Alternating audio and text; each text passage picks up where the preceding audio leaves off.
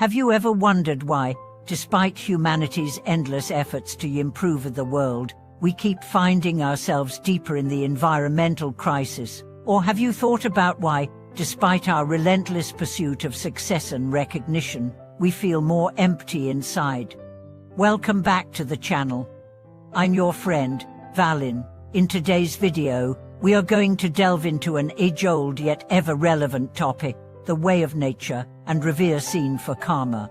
We'll explore how we can rediscover the wisdom of living in harmony with nature, and why it's essential to uphold the concept of revering karma as a core principle in life.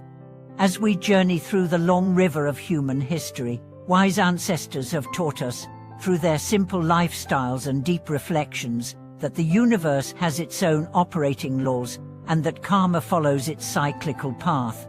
Only by truly understanding and respecting the relationship between these two can we walk further and more steadily in life.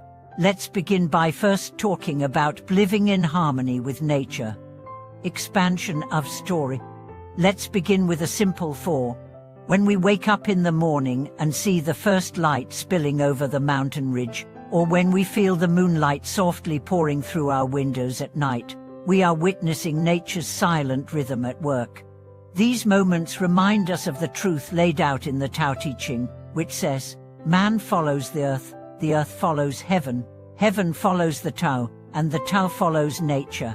This is not just a meaningless saying, but a universal truth about the essence of life.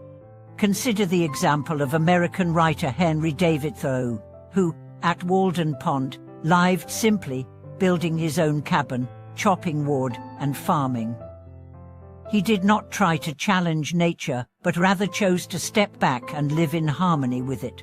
From the sound of the forest breathing and the quiet of the lake, Thoreau learned that everything in nature has its own spirit, and that the human heart awakens in response. In today's world, however, many nations, in their rush for dipped growth, have resorted to excessive mining, overlogging, and thoughtlessly polluting the environment. These short-term gains are overshadowed by long-term disasters, like rivers drying up, species extinction, and abnormal climate changes. I had a chance last year to visit a village along the New Jong River in Yunnan. The lush valley that once thrived with green life was now reduced to cracked mud flatters, and children that to carry buckets for several kilometers just to fetch water from a mountain spring. It is in these stark contrasts that we see the wisdom of living in harmony with nature is no longer just a philosophical concept but a necessary way of life. So, how can we practice this ancient wisdom in our daily lives? It's about returning to the simplest of needs, reducing the use of single-use plastics, choosing seasonal and locally produced food, and aligning our consumption patterns with nature's rhythm.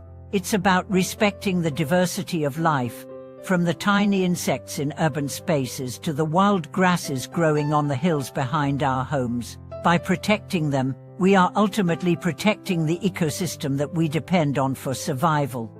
Having established the importance of living in harmony with nature, the next step is to understand the concept of karma. In Buddhism, the law of karma is simple: to reap what you sow. Karma isn't just a religious warning, it's the most equitable law of life.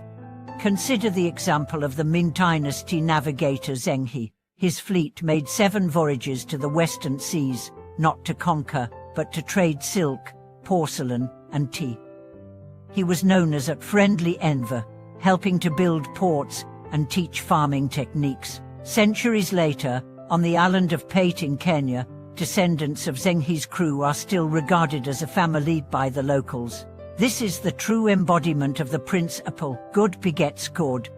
Conversely, history is also filled with examples where disregarding karma led to disastrous results. Take the sinking of the Titanic in 1912, for example. The ship's captain, overly confident and dismissive of iceberg warnings, caused the vessel to strike an iceberg, killing over 1,500 people. This tragedy was a direct result of pride and ignorance, a bad karma set in motion by the disregard of nature's warnings. Conclusion and reflection. So, How can we cultivate reverence for karma? First, by carefully considering every decision we make. In the workplace, do we choose to step on others to climb the corporate ladder, or do we earn respect through professionalism and integrity? We must confront our inner greed and fear. The desire for wealth, fame, or status often comes with the fear of losing it. Only by embracing contentment can we truly free ourselves from the prison of pain and losing.